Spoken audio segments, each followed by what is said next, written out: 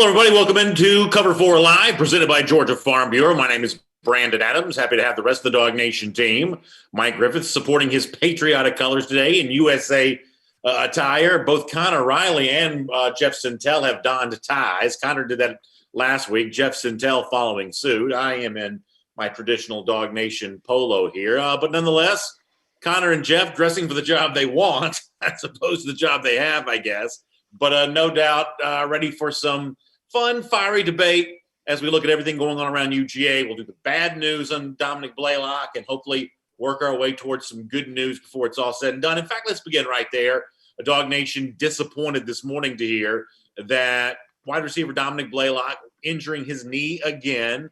Georgia confirming the Dog Nation report on that today, that Blaylock will now miss the 2020 season, have to go undergo surgery. You know, Jeff, you've been close to Dominick Blaylock and his family during the recruiting process. A lot of your reports are really what enabled so many of us to adopt Dominick as a big fan favorite around this program. What's your reaction to the news that Blaylock's going to miss the upcoming season and now having a second consecutive ACL injury?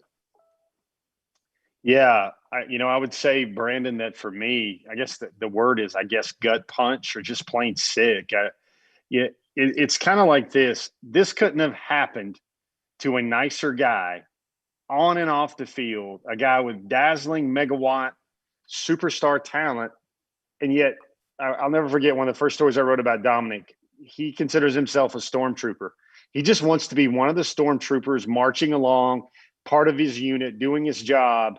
And yet he had, Sith Lord type ability kind of going up and down the field. Dominick, to see this happen to him again, everybody's going to bring up Malcolm Mitchell. You get my respect if you bring up a Malcolm Mitchell comparison or you bring up the Zamir White comparison for whatever. This is a young man that universally, you just hate seeing something like this. Yeah, Connor, you've probably written as much about Dominick at dognation.com as anyone could in the last year or so. I think what Jeff says there is what so many people believe. It's just, yeah, if you're a Georgia fan, you hate it anytime one of your players gets hurt. But the Blaylock story, because he had just, come off of this situation and he has shown flashes and promises of being a very good player. The fact that it's him in particular that's dealing with this, again, I think for a lot of Georgia fans, makes it especially painful. Yeah, point blank, it sucks. You look at him last year as a freshman, you got not necessarily as hyped up as George Pickens, but a very good player, a dominant player in the local metro Atlanta area out of Walton High School. Has touchdowns against Florida, Auburn, and Georgia Tech, rivalry games all of sort for Georgia. And it looked like he was on his way to having a successful sort of, SEC championship game. And then early in that game, tears his ACL, turning up the field on a big third down catch. And then you just hate to see barely a week into practice that his knee just gives out again. It's the same left knee that he injured in the SEC championship game. And as he posted on Instagram a few hours ago, we'll see him again in 2021. Mike, what was your take on this? I know you report on this story at dognation.com today. You're really how I found out about this news. And now that you've had a little bit more time to process the story behind the story, where are you left on this? Well, there were a couple people that knew about it early. Jeff was the first one to let me know, and then I was able to get a hold of somebody else. We had a couple different sources on it, but it's horrible news. Kirby had said in his August 16th press conference that he wasn't cleared. Obviously, there were people in the Blaylock camp that considered him cleared going into camp. Kirby made it clear that he wasn't cleared. They said it was a non-contact injury. It's attrition, and it happens every fall camp. It happens on every team. I saw Texas A&M lost a senior receiver to an ACL. This is part of the dangers of football. I know we're all certainly conscientious of COVID-19 and the dangers of that, but there still remains other injury factors: knees, elbows, hands, concussions. This is a dangerous game. It puts a lot of pressure on different ligaments and different body parts. And unfortunately, it looks like maybe Dominick Blaylock really wasn't ready to come back on that left knee yet. It's hard to say, or maybe it was just a freak injury.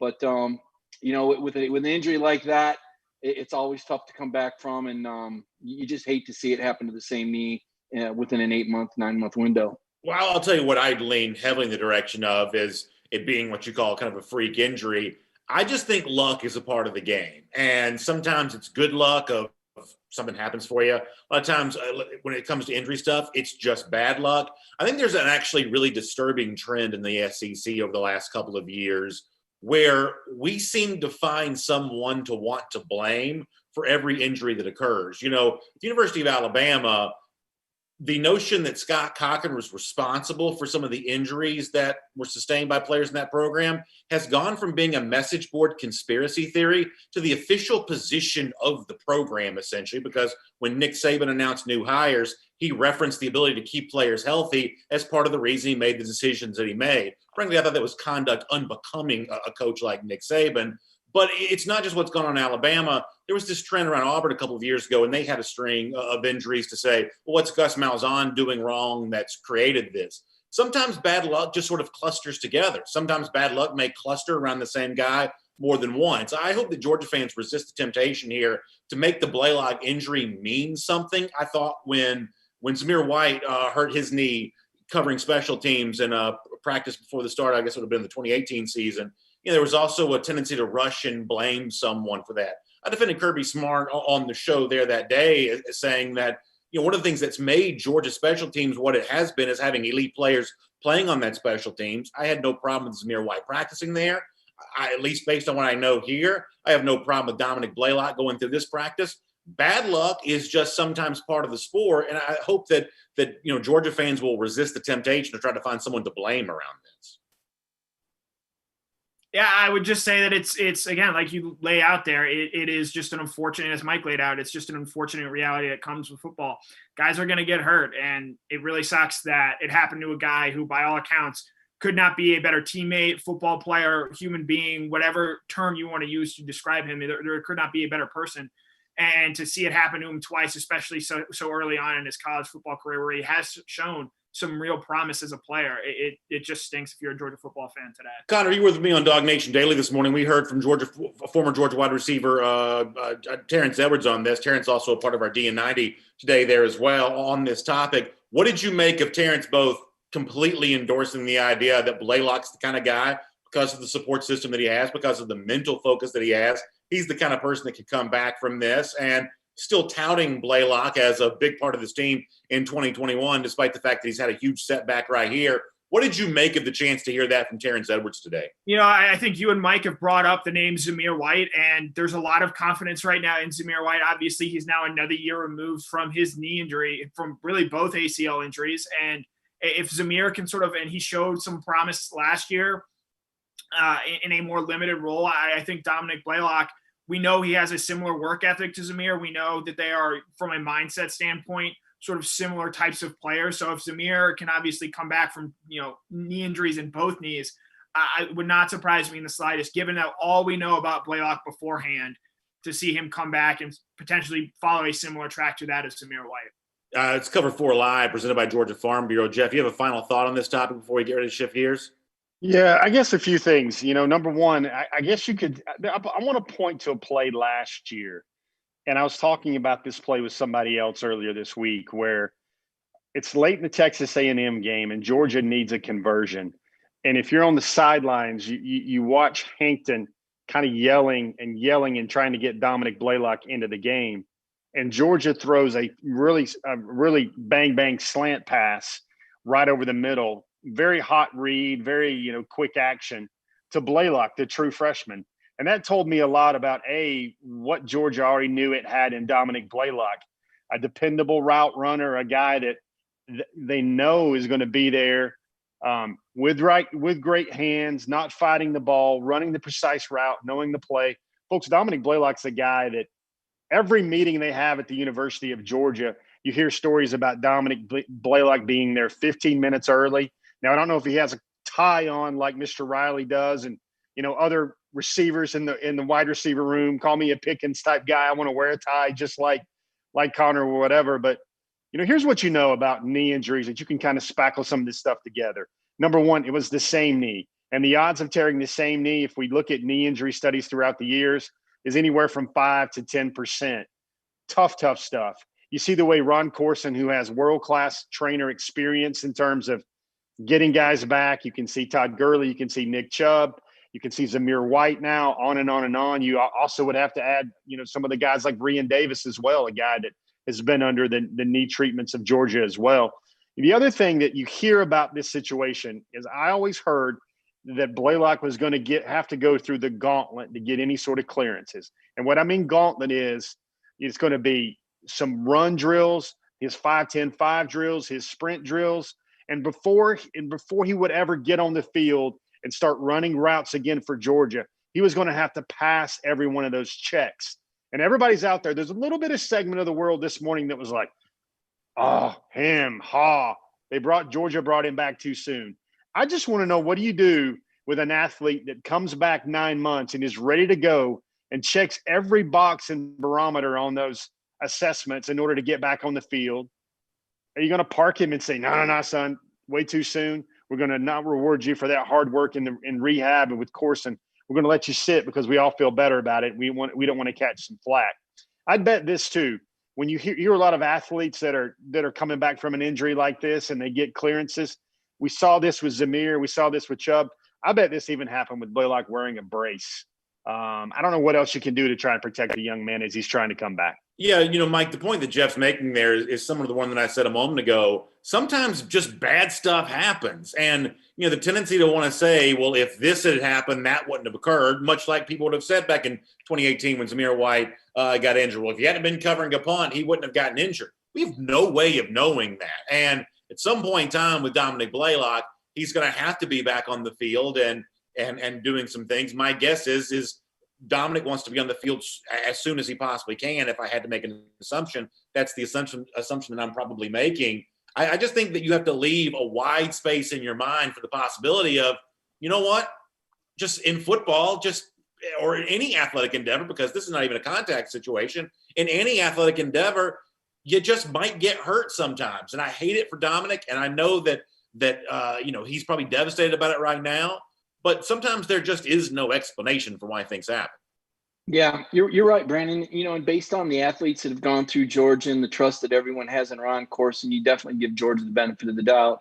Flip side is everything's closed. We really don't know. We didn't see Dominick Blaylock run. We don't know what his weight was like.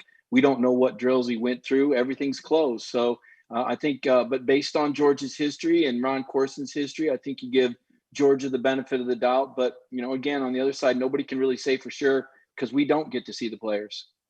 Connor, a final thought from you before we move on? It just stinks. And as someone who's very excited to see Blaylock play and continue to grow, I'm disappointed that we're not going to get a chance to see how he would look in Todd Monken's offense this year. Oh, yeah, that's a really good way to say that. We're going to talk more about Todd Monken before we're done here today. We'll get into the wide receivers that now must step up. In the absence of Dominick Blaylock as well, it's Cover 4 Live, presented by Georgia Farm Bureau. I'm Brandon Adams. We got Mike Griffith, Connor Riley, Jeff Sintel, everybody here and having a great time. And it would not be possible without our friends at Georgia Farm Bureau. They take good care of us on the show each and every week here, and they have offices in nearly every county, community right here in this state. Their agents living, working, and playing in communities just like yours all across the state of Georgia, providing support to all of Georgia's communities through agricultural programs, also offering affordable home, auto, life insurance. Just one of the things that Georgia Farm Bureau does, many of the things they do, take care of folks right here in this state with agents, volunteers, and members in every community in Georgia. Georgia Farm Bureau is always the home team. You can find them online at gfbinsurance.com. That's gfbinsurance.com. That'll get you in touch with Georgia Farm Bureau, gfbinsurance.com. All right, our next topic here on Cover 4 Live, presented by Georgia Farm Bureau. In the absence of Dominick Blaylock, let's talk about what's next for Georgia at the wide receiver position. And I find myself saying, if speaking as a fan here for a moment, I'm starting to look more towards that veteran crop. Not that I don't have excitement for the freshmen who are incoming, but in the absence of Dominick Blaylock, I find myself saying, well, can Kyrus Jackson now give me a little more than I necessarily had him, tabbed to give me? Can Demetrius Robertson even have a bigger year than I initially hoped that he probably could? Mike, I expect some freshmen to be contributors in this wide receiver core, but the Dominick Blaylock injury causes me to want to, I think, lean even more on the veteran receivers who have been in this program for multiple years, even if they've been doing it with a previous coaching regime. Yeah, I agree with you, Brandon. Demetrius Robertson is a guy that was the second leading returning receiver behind George Pickens. And And D-Rob had some injuries early last year. He had that hamstring, and you wonder how much more effective can he be now. I mean, this is his last go-round. I mean, this is his opportunity to impress enough people to maybe get an NFL grade and get drafted. Right now, based on what he's done, he's not an NFL receiver. He needs a big season. He needs that Senior Bowl invite. He needs that NFL Combine invite.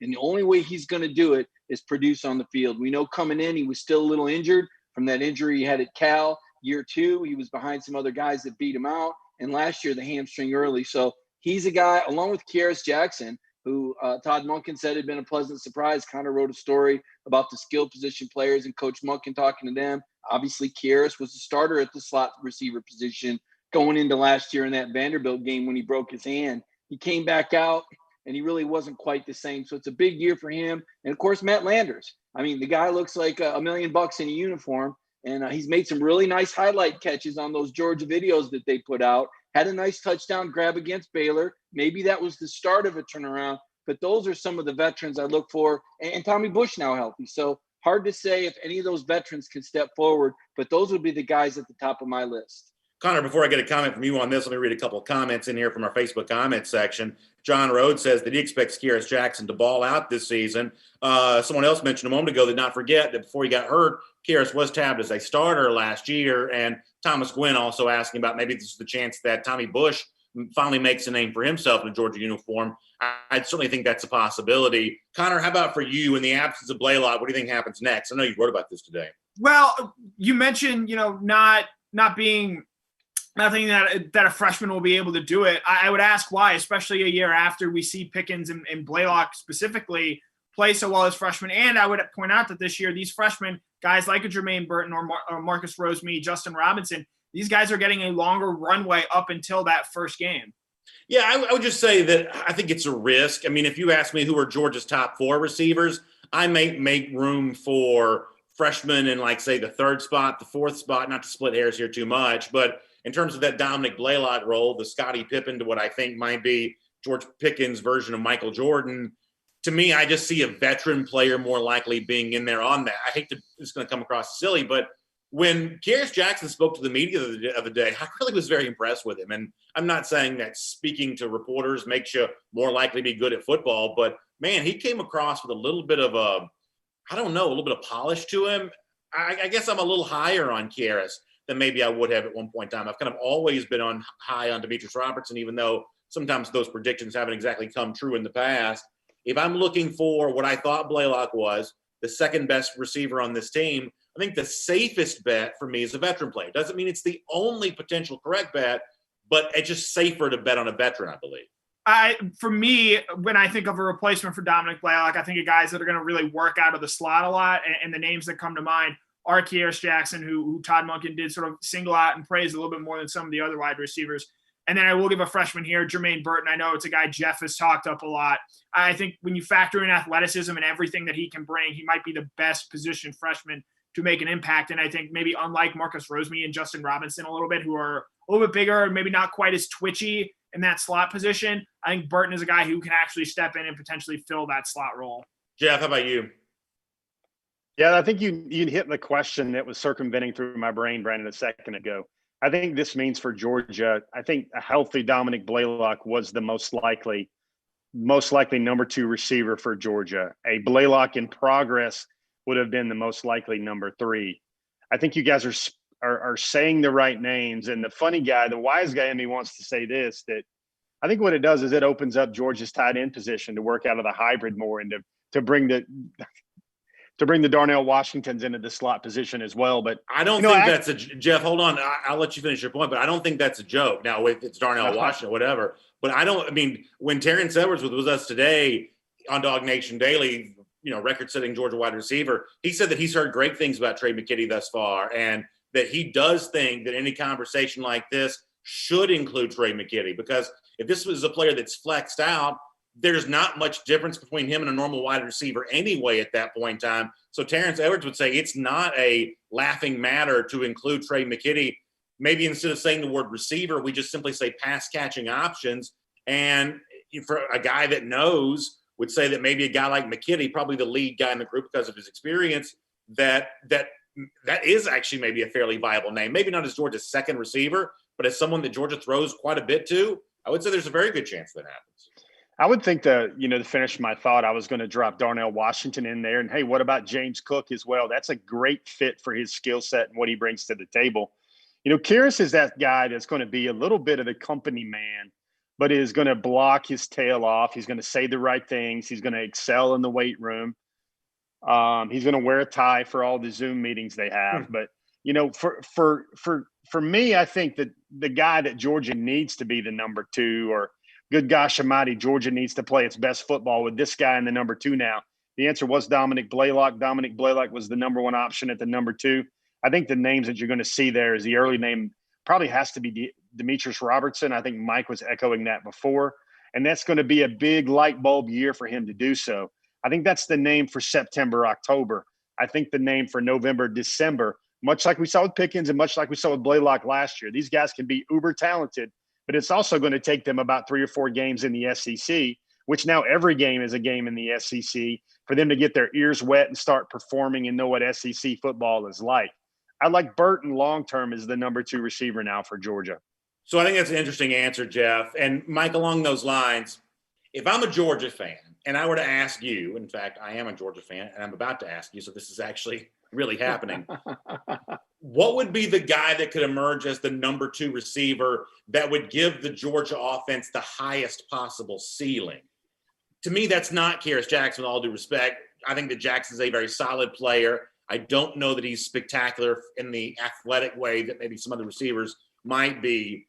If I said to you, who gives Georgia the highest possible ceiling below George Pickens in that number 2 pecking order, is there a name that comes to mind for you? Because I believe that Jeff just gave a pretty good one. Yeah, I think Trey McKitty has a chance to be their Kyle Pitts. I mean, you look what Pitts did for Florida last year, what a difficult matchup he was. Every team had to account for this guy, usually with 2 defenders. And I've also heard really big and good things about Trey McKitty, BA. That's a guy you were high on very early on when he came along. And I think Trey McKitty has that upside. I agree with Jeff that this means more looks for James Cook. I don't think James Cook necessarily lines up as the deep back. I think he's kind of a flex guy that you might see line up in the slot, or you might see go in motion. I know that they worked James a lot at the slot position last year during practices. So more touches for Pitts, more touches for Cook. Jermaine Burton, obviously a guy we've heard a lot about with a big upside. How quickly can he contribute? Remember, George Pickens didn't have catches in 2 out of the first 4 games. Notre Dame shut him out. He was a non-factor. Without Lawrence Cager, they don't win that game. So you need those veterans, as Jeff was talking about, to contribute early on, and this is a front-loaded schedule.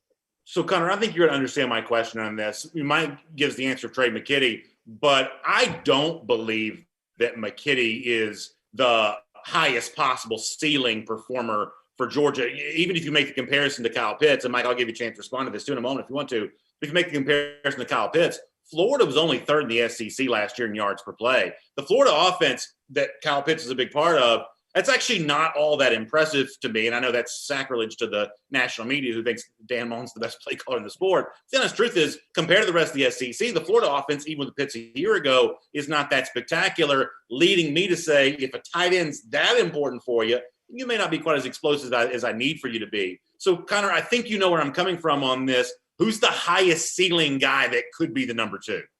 It's rather unrealistic, I think, this season. But if you're giving me just the pure highest ceiling, I actually think it's a guy like Arian Smith, the best probable athlete on Georgia's wide receiver core, the fastest guy pound for pound. Now, he's already battling some injuries, sort of like Demetrius Robertson has been. So if I can't give you that somewhat admittedly unrealistic answer of Arian Smith, I'll probably say Demetrius Robertson. We've seen him at Cal in an air raid type offense. Obviously, what Sonny Dykes run and what Todd Monken run aren't exactly the same type of air raid, but in a more wide open type offense, which potentially we're expecting to see this season, I do think that Robertson, if he's able to stay healthy and sort of get his mind right, we've seen him put up decent, solid numbers before. And so with that in mind, I would say that he is probably the guy where you're imagining the pie in the sky offense right now. He is your number 2 sort of Pippin receiver. Jeff, I almost 100% agree with Connor on that. The thing that the Georgia wide receiver core is missing is the speed. Arian Smith provides that. He may just be too young and too banged up to really do that this year.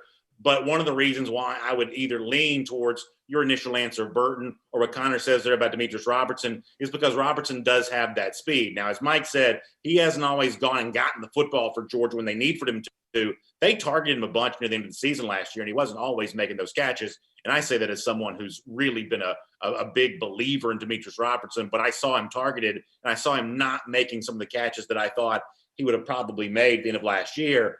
But overall, if you told me that Demetrius Robertson's Georgia's second leading receiver now in the absence of Dominick Blaylock, all of a sudden it's pretty easy for my mind to start conjuring up some really fun scenarios where the speed of Robertson counterbalancing just the sheer size and body control of a George Pickens. That feels really fun for me. I like what you said about Burton, but can you understand why a guy like D-Rob is also a potential answer to a question like that?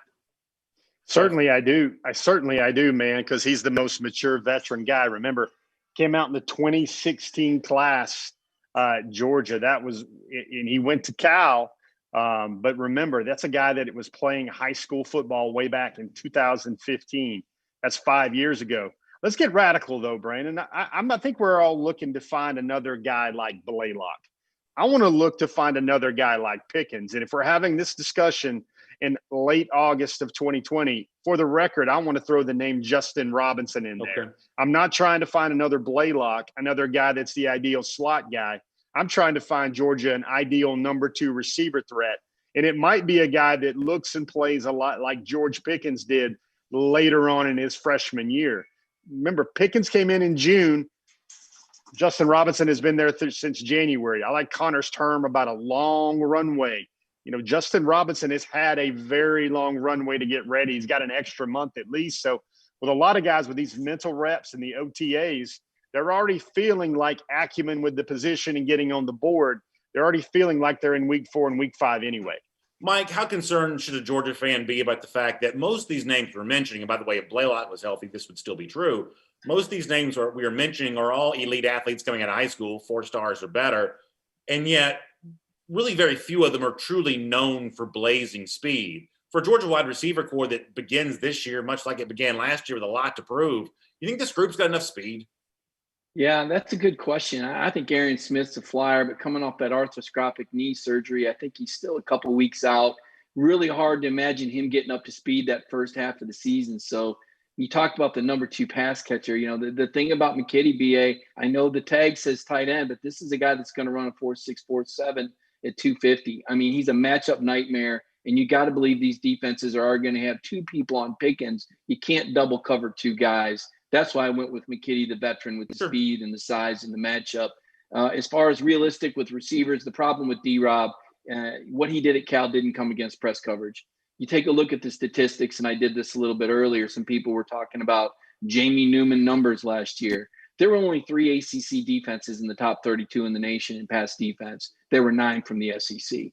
D-Rob's going up against future NFL corners, and if he hasn't learned to beat press coverage, we're not going to see him get more than the 30 catches that he had last year in a 10-game season. That's why I gave you McKitty as an upside, just to kind of counter and explain where I was coming from on that. And I don't think it matters whether it's a receiver, a running back, or a tight end.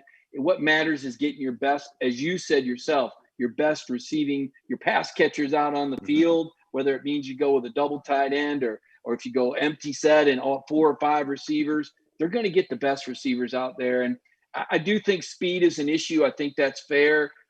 Pickens has decent speed, but these guys don't have the speed like the Alabama and the LSU guys did. That's not what this offense is going to be, even with it being spread out and being more progressive, I'm afraid.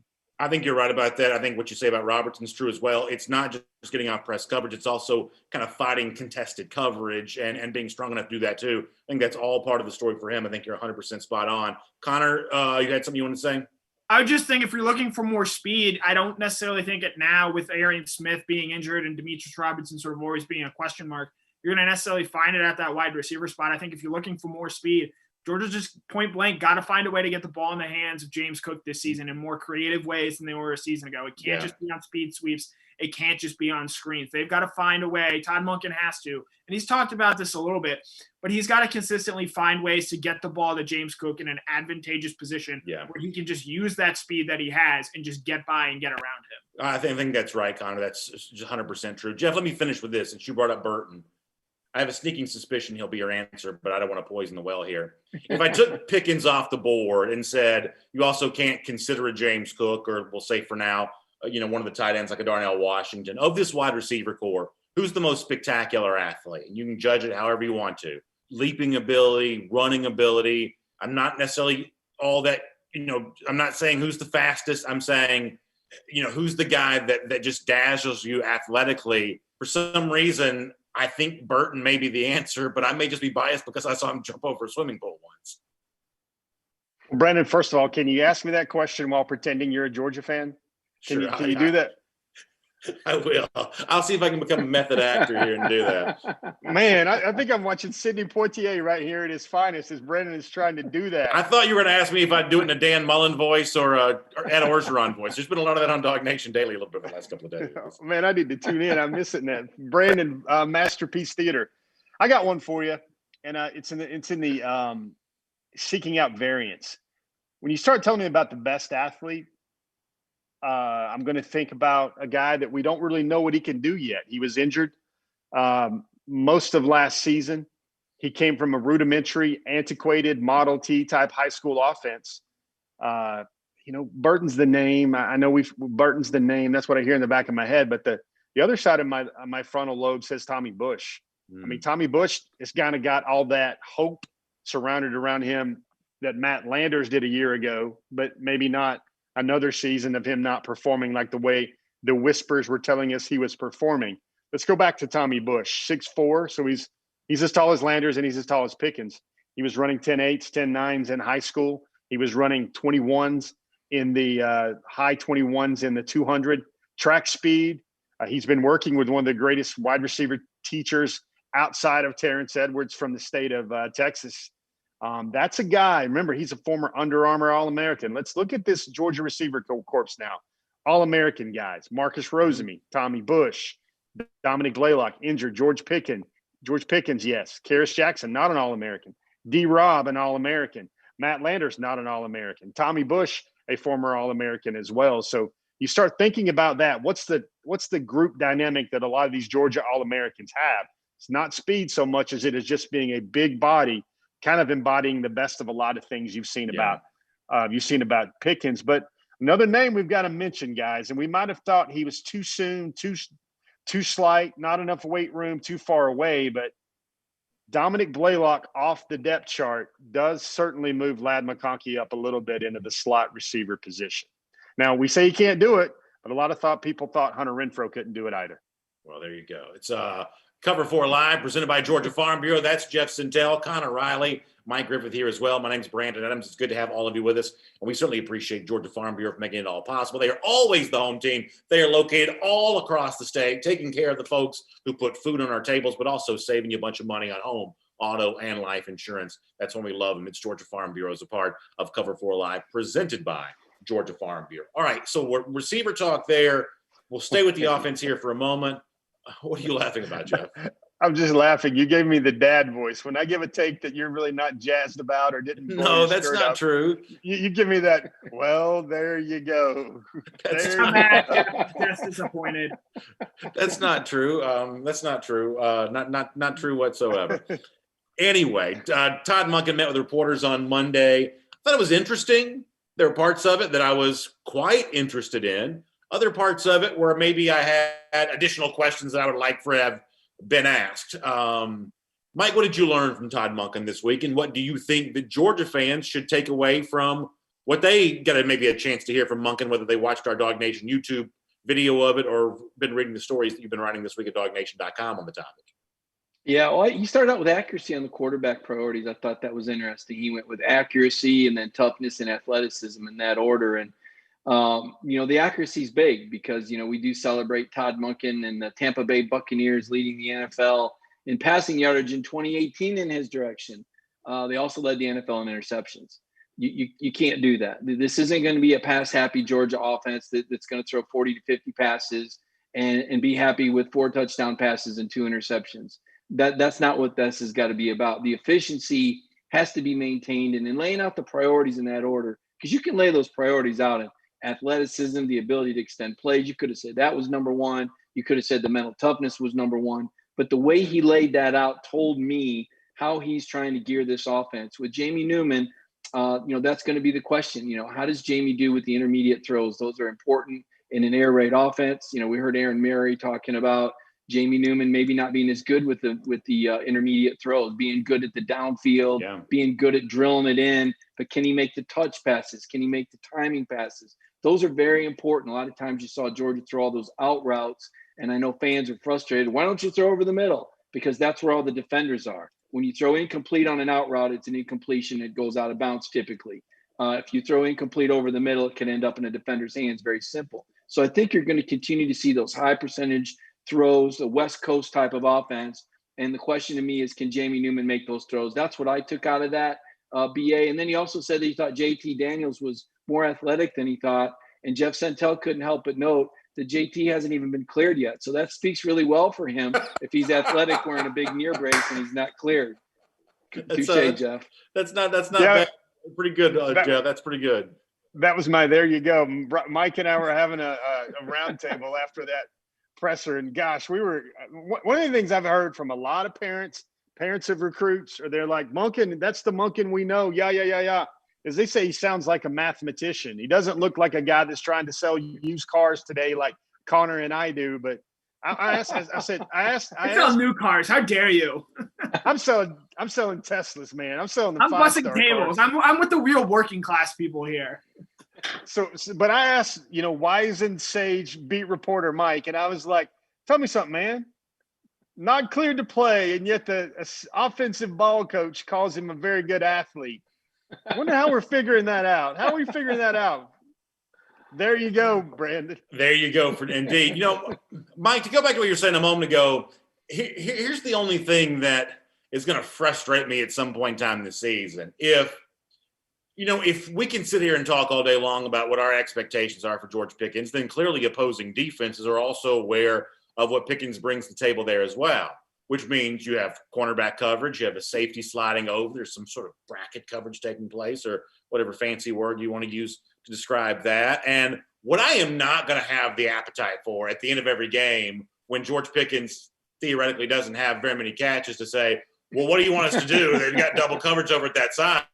My response is going to be, I want you to throw the ball anyway, okay? This is a big target. This is a good receiver. You can't let opposing defensive coordinators dictate the pace of this game. You've got to be the assertive guy on that side and still find a way to get the ball to George Pickens, even in the midst of a tight coverage. Now, there's no free lunch. Mike, the trade-off for that is I do think that means throwing the occasional interception. I want to say this now, and you can hold it to me later. You can put my feet on the fire about this. I am fine with additional interceptions from Georgia as long as they come because you're trying to do something big. Throw to Pickens when the defense doesn't want you to. Throw deep down the field as a way of getting some of the explosive plays they didn't have a year ago. There is no trophy that has ever been given in football for fewest interceptions thrown. It's about having the willingness to go for it all. That's true in any walk of life, football included. Go ahead, Connor. What if it's like a Jameis Winston thing, though, and it's 25 touchdowns and 20 interceptions? I would prefer it not to be that close of a ratio, but the honest truth is I was watching the Bucs every time they showed up on the Red Zone channel last year. Yeah, and you weren't watching them in the playoffs either. No, so there's obviously too many interceptions, but if you told me this upcoming season that Georgia throws 0 interceptions, I'm going to tell you something when actually kind of went wrong, if that'd be the case. Because the years in which Georgia's thrown the fewest interceptions have also been some of the years when the offense was maybe not quite as explosive as it could have been. I will say last year, Jameis Winston obviously first in interceptions. Do you know who was second? I don't actually. It was Baker Mayfield. And you know who his offensive coordinator was? Well, I mean, Todd Monk was on the staff, but he was the offensive coordinator. Yeah. It's a very interesting. Well, I gotta let you know what happened there, Connor. I mean, there was some bad blood with him. That was Freddie Kitchens' offense, not Monken's. I'm just pointing out a fact that he was the offensive coordinator there. You're right, and I do think that accuracy is big. I think Connor's right about this. I'm going to take his side on this, BA. You think about last year, Georgia didn't lose a game until Jake Fromm was intercepted. I mean, they had almost 500 yards of total offense against South Carolina, but 3 picks and 2 field goals, right? LSU game, multiple interceptions. I think those were only 2 games that Jake Fromm threw picks in. I think those were the only 2 games that Georgia lost. The college game is a little different than the NFL in terms of the margin for error that you have, how many snaps you get. Now, this year, you've got a great defense, and it's going to be interesting to see if Kirby feels so good about the defense that he lets them turn it up and run tempo, or he feels so good about the defense that he says, hey, give me DJ Shockley numbers, 24 touchdowns, 5 interceptions, and a modest, I forget what DJ had the year, 2,500 yards. I think with Kirby and with this team and the schedule that they play, and to sort of BA's point, I think you're okay if you're making those interceptions in big games, in closely contested games like in Alabama, like maybe even a Florida. But like we saw with South Carolina a year ago, if you're careless in those games where you have a talent advantage, that's a really great way to leave a team in a game that they don't belong in. And that's the worry and concern with potentially Todd Monken's offense, is if it is too laissez-faire and throwing too many interceptions or having too many turnovers, what that does is I think, in those games where you have a wide talent margin, which Georgia will in at least 8 of the 10 games they play this season, and possibly even 9, it does reduce that margin of error there. Jeff, what about you on this topic all the way around? Here's what I think. I got the first. I don't know if Mike knows this yet. We're going to have to confer after the program. But I've gotten a leak of the early play script against Arkansas. Here's what's going to happen. 9 route downfield, pass to the tight end, pass to the tight end, pass to the tight end, 3 consecutive shots to slant routes over the middle. And then on play 11, you're finally going to see an ISO flare pass to James Cook. Of course, I'm saying all these things is I think Georgia podcasters, streamers, darlings of the people like yourself wants to see Georgia attack the middle of the field. They want to see them get the ball, the athletes in space. And what we do when we look back, let's look back all the way to that Southern Miss film. I found some Southern Miss film with Nick Mullins and those 2 1,300-yard receivers and those 1,000-yard backs that year that Monken was leading Southern Miss and head coach, not the offensive coordinator, but still his offense. You saw a lot of deep shots downfield, And I think that's what you'll get from Georgia in 2020.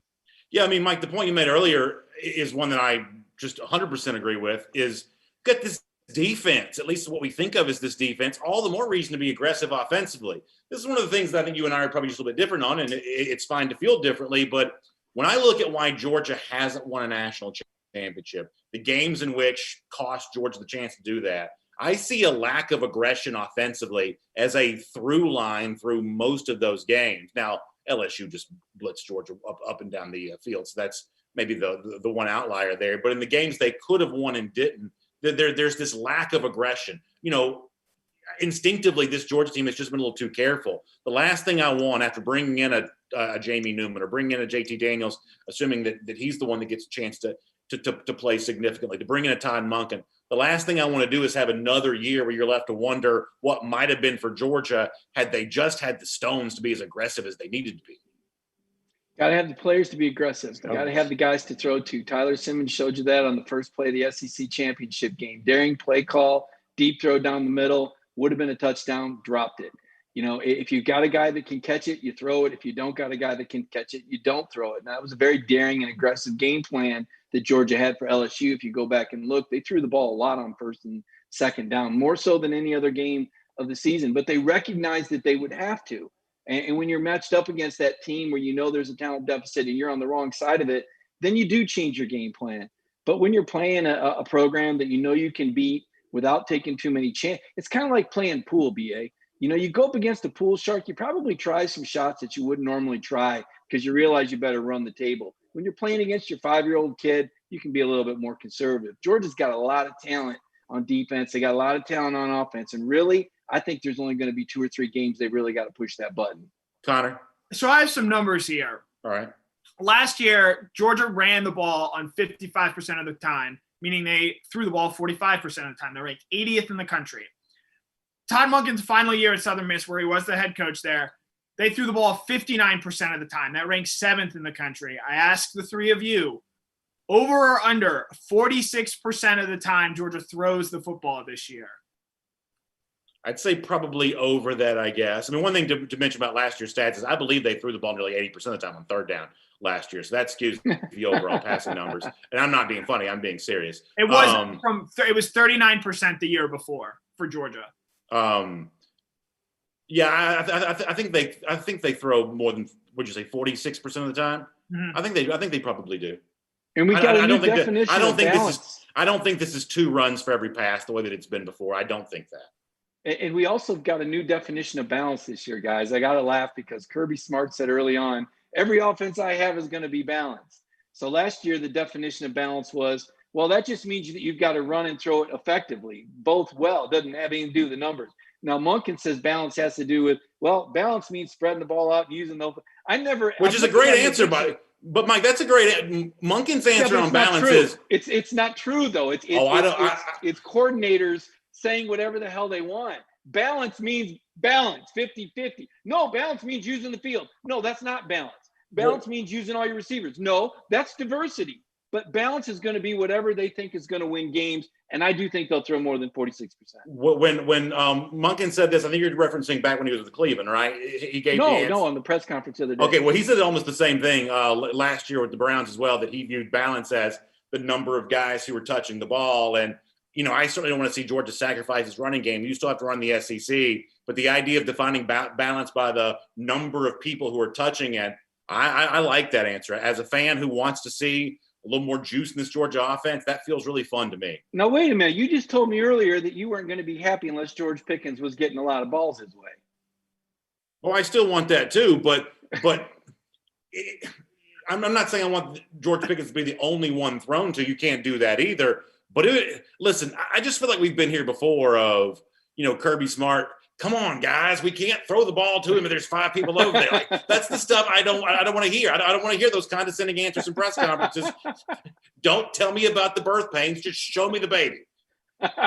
Brandon, I hope your Orgeron and Mullen impersonations are better than your Kirby Smart press conference impersonation. It's more about the cadence with him sometimes. Yeah. So I got one. I know we were going to be talking about Monken in the offense, and I wanted to come strapped with some stats, much like my man Connor down there in the southwestern corner here on our board. Georgia last year, 30.8 points per game.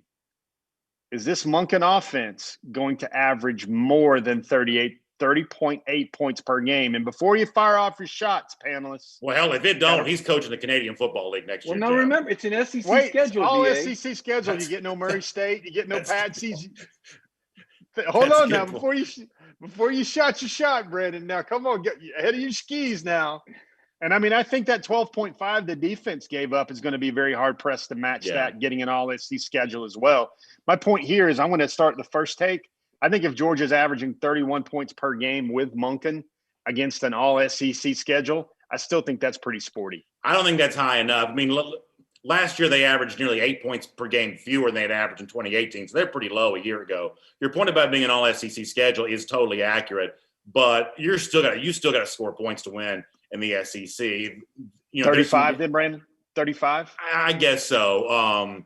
I'll be honest with you, I don't know, but I feel like you're still going to have to score points to win in this league, even against only SEC competition. Anybody else? I'll take the over. I think you have to. I'm not shipping Todd Monken off to Edmonton if they don't get to 35 points a game. But I do think you have to see improvement this year, especially even in games where Georgia has a significant talent advantage. I know a year ago, the Kentucky game was played in a monsoon. I know the Missouri game wasn't great conditions, but they only scored 28 against Missouri. They scored 21 against Kentucky. They only scored 17 against South Carolina. I think a great way to up your overall points per game number is scoring more points against those teams than necessarily worrying about the Auburns, Floridas, and Alabamas of the world. That's probably a pretty good point. It's Cover 4 Live presented by Georgia Farm Bureau. I'm Brandon Adams. That was Connor Riley. We've got Mike Griffith, Jeff Sintel here as well. In the time we have left, I want to save some time for some of our comments before we're done. Let's talk some Georgia recruiting. And, Jeff, I've said this on my show, Dog Nation Daily, a couple of times already this week. On the basis of what you reported coming off the weekend, the Corey Foreman and Mason Smith and Xavier Sorey and Terry and Arnold, all kinds of elite commits were supposedly in Athens this weekend. I don't know from that group who actually comes to Georgia. I guess it remains to be seen. But the fact that we're talking about big names on the Georgia program again is a welcome change for me to the barren wasteland of spring where it was, really, not much going on really whatsoever. It feels to me like Georgia has some recruiting momentum, and some of this is coming off the Dijon Nugget Warren commitment from the other day and the continued chatter about guys like Nyland Green. It feels like Georgia's got recruiting momentum now. As someone who covers this and as an objective journalist, how does it feel to you?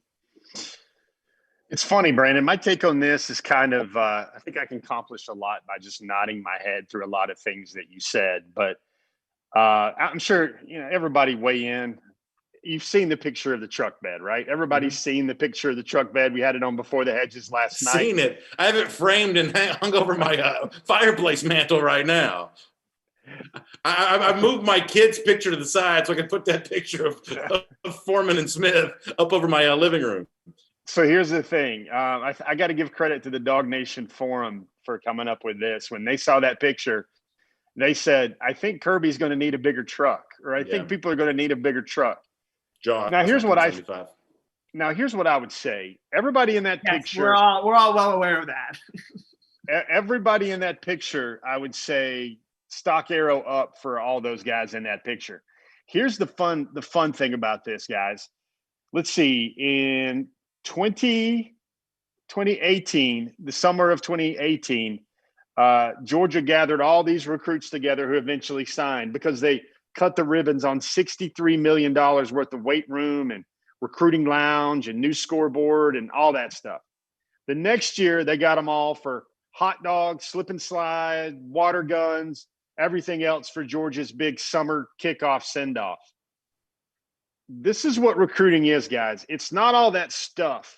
It's getting them all together, getting them in this weekend's example near a fishing hole. You guys heard the story yet about how Corey Foreman's learning how to fish? Good for him. You get them in the back of a pickup truck. It looks like it's on campus or at a park somewhere around there. And those guys just start to get that. I like that dude. Man, he makes me laugh. Or I want to go against that dude in practice. Or Corey Foreman looks at Amarius Mims and says, wow, that's what I want, trying to get me better every day in practice. You see Mason Smith, and he's looking around, and he's like, look at that quarterback. He's not hitting me up with, you got to come here, you got to come here. We're going fishing. That's the sort of moment that Georgia has tried to artificially create with stuff that costs, those big checks that the one percenters like Brandon Adams likes to write. Well, let's be clear that they didn't orchestrate that and create this. The recruits themselves create all this together. Proper disclaimer there, Brandon, of course. Yes. But it was the recruits themselves. You can't take shots at that Ogeron like you have the past couple of days without knowing the exact rules. But what I'm saying here is that it's not that the coaches had anything to do with it. I'm saying is the staff used to have this stuff that was paid for, brick and mortar, slip and slides. And then it just organically happens on their own, and it's not even on campus. It's not even inside the facility. They're not trying on that black jersey. Nobody's promising Corey Foreman and Mason Smith, if you come to Georgia, you can wear black jerseys for every home game. None of that stuff's happening anymore. It's just those guys hanging out, being young men, being so sick and tired of looking around at each other's hometowns and houses and their four walls and starting to feel like the recruiting and the recruits they've always thought that their senior years would look like growing up. And, Mike, I'm sure you're not surprised to hear me say this. If Ed Orgeron is mad about it, then Georgia, the recruits in this case, must be doing something right. Yeah, like Ed Orgeron lives in a glass house. I mean, it's kind of funny to see Ed Orgeron point the finger at anybody, and we'll save that for a whole nother show. But, yeah, I mean, I agree with Jeff. I think there's such thing as recruiting momentum and classes get together and they realize they have something special. And, I think that's why Richard LeCount's back this year.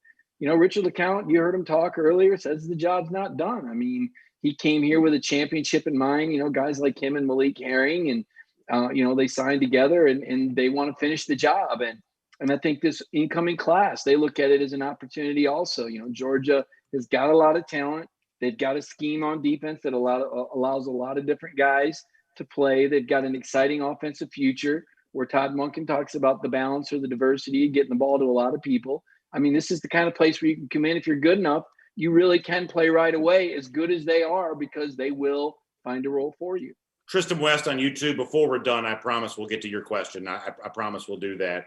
Connor, I mean, you follow this stuff really closely. To me, this is what I sign up for. I want to read Jeff Sintel and see these big, bold print names being mentioned. Pretty good behind-the-scenes chatter from Jeff there about fishing holes and, getting some California guys acclimated down south. Sounds like Brock Bowers has done some of that too. This is what I signed up for. I'm having fun with this. Well, where does it land with you? So, and I just want to make sure I have the numbers correct here. There were 7 players in that truck picture, correct? Yeah, I think so. Is that the correct number? I want to ask Jeff this because I know he doesn't devil in this details, but I'll ask you, the Georgia fan, BA. 5 or more players from that picture end up signing with Georgia. What is your happiness level? My happiness level will be really, really high because, unfortunately, even as much as I've kind of tried to dunk on Coach O this week, it's still going to be really hard to sign Mason Smith. That's a tough one to sign. So all of a sudden now I've already got one that I think is pretty difficult. Now, some of the people watching may say, well, if you get Corey Foreman, all of a sudden that lever becomes easier to pull, and maybe it does. But yeah, I'll take 5 of the 7 out of that group. And one of them was Sori's brother too, wasn't he in one of these pictures as well?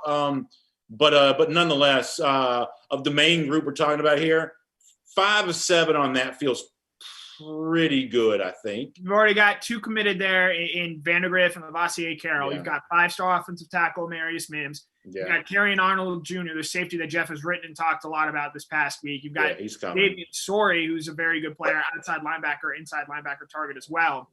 And that feels to me the Sori thing still feels like a real recruiting battle. It feels like one you still got to roll your sleeves up to win. I would say all of those, and Jeff can chime in here, but maybe Mims you feel the most confident about just with reading of the chatter and the tea leaves. But I would say Arnold feels like a battle. Sori feels like a battle. Foreman definitely isn't. We obviously just touched on where things stand with Mason Smith there. And Jeff, Arnold and Sori are as close as Foreman and Smith probably too, right?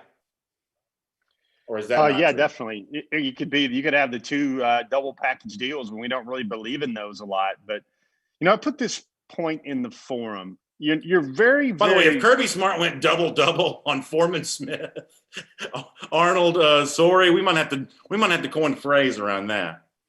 So that would be like doubling down aces, I guess, in those high stakes poker games. Right. Brandon likes to play on the side, but yeah, a lot of these casinos won't let you split aces 4 times anymore. By the way, but I'm sorry, we're getting off the subject. Go ahead. No. I'm just waiting patiently at the tee, waiting for that guy in the raucous cart to stop harassing the cart girl. I'm just take your time, sir. I'm going to hit it straight down the floor is yours, please. By all means. I'm going to hit it straight down the fairway whatsoever. So you got Smith, and I wrote about this in the Dog Nation forum. If you're not in that hurry up intel drip dread every day, I'm trying to put 3 or 4 legitimate news items in there every day. Here's one about Mason Smith. Going to be very hard. Going to be very, very hard where LSU is the reigning national champion. But here's the thing. We all think, gosh, it's so hard to pull anybody that LSU wants out of the state of Louisiana. But let's add some pieces up here. COVID, the pandemic, is playing defense on a lot of those things that makes it hard to pull a recruit out of Louisiana. Doesn't get the chummy unofficial visits with the coaches. Doesn't get the raucous, big-time, bountiful Death Valley night game atmosphere. Mm-hmm. That one exists in 2020. Doesn't get those junior day visits where the player bonds, but also the family bonds by meeting everybody over and over and over again. A lot of the reasons that make it hard to pull a Mason Smith out of Louisiana, poof, those are gone. Those are not happening this year. And the other thing I'll say about Smith, even with all that, you got to get Corey Foreman. And I very rarely give odds because odds are a ludicrous thing to do. I wanted to give some Mike Tyson voice to that. Ludicrous thing to do in recruiting, but especially in the age of COVID. But I think if you get Corey Foreman on the record telling his boy Mason Smith that I'm going to Athenstown to play college ball, we'll love to have you with me. I think that's where Georgia gets into that 30-40% range there for Mason Smith. Now, if you're touting anything else right now, you're crazy. I have a question for BA. So last week on this show, you asked, with all the Cade Mays stuff going on and pulling a kid out of Knoxville and pulling a kid who had such strong ties to Tennessee, why should Georgia try and continue to recruit those kids going forward?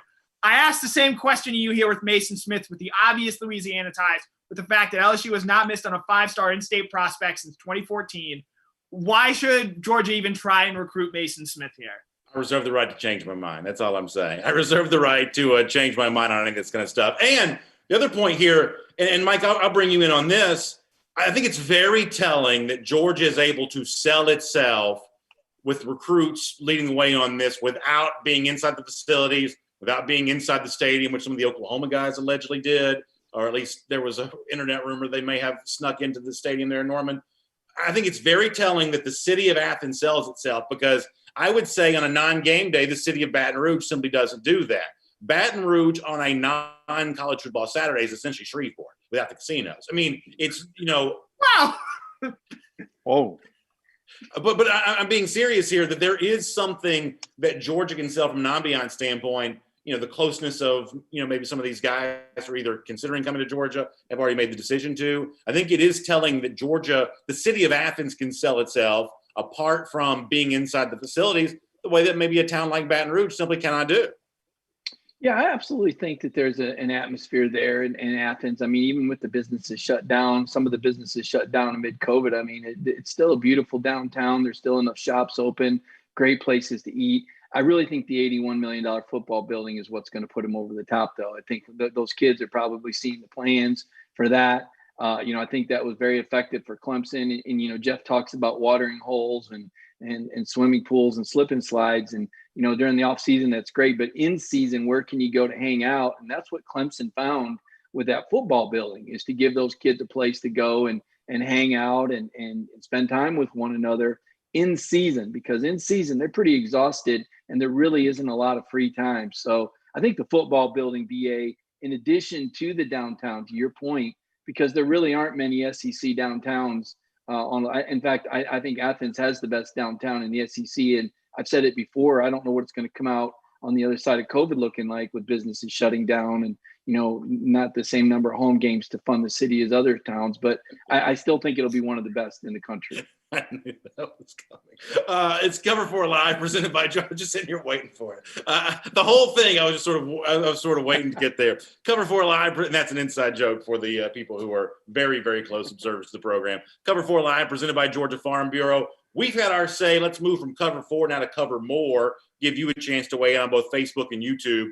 And Jeff, let me begin with this one. Tristan West on the subject of Tim Keenan. There's been a lot of online chatter about the big defensive lineman out of the state of Alabama, that maybe all of a sudden Alabama's more involved with this recruitment. Maybe I'm even saying that wrong. Maybe they've always been involved, but it seems like you've heard more about the Crimson Tide as of late. He is getting ready for a decision. Is it tomorrow or is it Saturday? Saturday. Yes, Saturday. How would you handicap the race for Tim Keenan at the moment? I think it's Georgia, Bama. I think it's always been Georgia, Bama. I think it's been Alabama, Georgia at some points, and then it's been Georgia, Alabama. Here's what the world is chattering and thinking about there. If Alabama had prioritized Tim Keenan, let's look at their class. It looks like they already have 4 defensive line types in their class. I know they signed a bunch, including Jamil Burroughs last year as well. If Keenan had been prioritized by Alabama for this class, this decision might have already been over with. I think it's Georgia or Alabama. I think this is going to be the classic example of, if there's room in Alabama's class, or if they're going to make room in their class to bring in Tim Keenan and maybe keep him away from Georgia. I think that's where this recruiting decision gets very interesting. Now, I do know this. Tim Keenan attends Ramsey High in Birmingham, and Ramsey is a very famous magnet school where all the city schools in Birmingham kind of funnel their best and brightest students to Ramsey. They've only had football for about 6 or 7 years now, after a very long break of something like 20, 30 years. The Ramsey man, especially a lot of the young men that attended Ramsey, I just happened to cover high school sports in Birmingham for about 8 years, way ago, eons ago, when I was Connor's age, perhaps. But with that having been said, the Ramsey man kind of looks at things a little bit differently. He charges his own path. He wants to do his own thing. That's why I think that this decision will be very interesting on Saturday. Boy, I can't wait to find out more about that. Connor, help me with this one. Frank Patterson says, you asked me before, if I could get 5 of the 7, would I take it? I said, I think I probably would. Frank Patterson says, well, who would your 5 be if you could choose only 5 from that group? I don't know that I have all 5 necessarily, but I do believe that Foreman and Smith would be my top 2. Am I fair to say I'll take Foreman and Smith over Marius Mims? Because I obviously really like Mims. I think Georgia needs another offensive tackle in the program. But, I mean, any group of 5 for me would include Foreman and Smith as the top 2 there. Yeah, I was going to make the case for certainly taking Foreman over Mims just because of Georgia has had a lot of success recruiting the offensive line, recruiting that offensive tackle position. They had Broderick Jones the year before. And obviously Jeff's going to bring, well, you got to get these guys when they grow because they don't grow on trees, as we've sort of seen with the defensive right now. With guys like Foreman, and I think with Foreman in particular, a guy to really watch in the success where if Georgia's going to land Foreman, because I think this guy has a successful season, watch for a guy like Nolan Smith. If he's able, because they're both going to be edge rushers, especially when they sort of get ahead of that NFL level. If Nolan Smith is a guy that has a strong year this year, I would expect that to potentially be another thing that sort of works in the favor of Georgia potentially landing a guy like Corey Foreman. Yeah, Jeff, when it comes to Foreman, is he more like a Trayvon Walker that sometimes plays that defensive end spot, or is he more like a Brian Brzee that would sometimes play inside at a place like Clemson? Talking about Corey Foreman here. Corey Foreman is down from 270 down to 255. Brandon, if you want to look for signature marquee player parallels, I'll give you 2 that I agree with from the Dog Nation Forum. 1, Myles Garrett. 2, Chase Young. Those are the type of pass rushers. Brandon, I'm going to use some of your colorful language you like to hear. I saw Corey Foreman last summer as a junior abuse some All-American linemen that are currently on the Georgia team when he was heading into his junior season. That's how impressive Corey Foreman was. But Brandon, I'm going to go ahead and pre-authorize your answer here. The correct answer here, knowing you, is you want any combination that includes Smith and Foreman. But did you see Mason Smith's younger brother in that picture? Are you going to bring him in there as well? No doubt. A future 5-star defensive tackle as well. No doubt. I think any list starts with those 3 names, no matter how greedy you want to be at the offensive tackle spot. I think the 4th name, it's funny. How can I say this delicately? All the boys that were there this weekend were not in the back of that pickup truck. That's fine. But I would say the 4th name on the list, you already got Carroll, you already got Vandegrift. I think the natural one there is Terrion Arnold after that.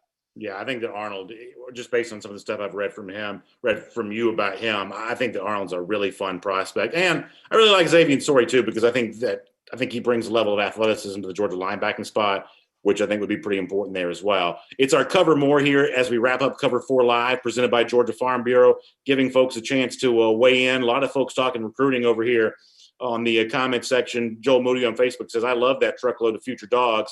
How many of these guys actually do sign with Georgia? He says maybe it's 6 of 7 to go along with what Connor said a moment ago. A couple other comments we'll take before we get ready to get out of here. Really good comments kind of continuing to roll in here. Mike, how about a final thought from you before we get ready to wrap up here today?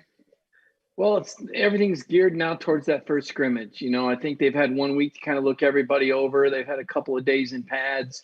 It's going to be very interesting to see if this offense can generate any confidence against the defense. I know that's something that Todd Monken brought up.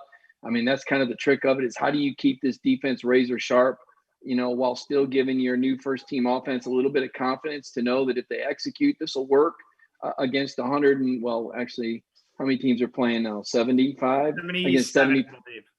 What, 77, 76, 77? These plays will work against 75 of the 77 teams in the country, or 76 to 77. To me, that's going to be the trick is, can Kirby, the defensive coach, back off enough to give Monken's offense some chance to grow? And, it's kind of like, you got to have some sunlight here, right? You just can't just have that shade over this flowering, budding offense. You got to give these guys an opportunity for success. And that means that, you're going to have to call off the dogs. You're not going to be able to blitz them. You're going to have to play some softer coverage so these receivers can learn to get their timing. Obviously Demetrius Robertson, he's going to get plenty of press coverage in the one-on-one drills, but you got to give him a chance to catch passes in a game because it's been a while. James Cronk brought up quarterbacks. Can you just quickly kind of give me a quick synopsis of where you think that stands right now? I think that Jamie Newman's the guy going in. I think JT Daniels is in the picture. When we asked Todd Monken about the quarterbacks, those were the only two he brought up. I think it's 1A and 1B. I think you'll see both of them start before the end of the year. It's a 10-game SEC schedule. And I think Dwan Mathis is the kind of guy you find a package for. And you hope that Carson Beck realizes that, he ultimately might have the highest ceiling if he's willing to play understudy and let his body mature. How about a final thought from you, Jeff, before we wrap up here today? I got to be careful because I got young children in the room with me here, but I will say that losing Dominick Blaylock just really stinks, man. Yeah, for sure. Connor, before we wrap up, anything you want to say? I couldn't say what Jeff said any better, so I'll just go with what he said. Yeah, certainly our thoughts and prayers go out to Blaylock, his entire family, and yet I feel very confident in saying that we'll be watching that young man doing some big things for Georgia in a uniform in some time to come. And, of course, you can continue to read more at dognation.com on what will happen, the road recovery for Dominick Blaylock, what happens in his stead now with the Georgia wide receiver situation. That's all there at dognation.com. And I'll see you tomorrow morning at 10 a.m. for Dog Nation Daily. We'll have Jeff Sintel on that program. Mike Griffith will be busy all throughout the weekend covering everything going on around UGA, including some very interesting practice comings and goings coming up on Saturday. Mike will be all over that. Thanks for being here on Cover 4 Live, presented by Georgia Farm Bureau. We appreciate them for not only being active all around our state and virtually every town and community all throughout the state of Georgia, always the home team. That's what Georgia Farm Bureau is for all of us, but also making this show very possible as well. Find them online at gfbinsurance.com. That's gfbinsurance.com. That'll get you in touch with the Georgia Farm Bureau. Have a great night. Thanks for being here. Cover 4 Live, presented by Georgia Farm Bureau. We'll look forward to speaking to you again next week, and we'll talk to you soon, everybody.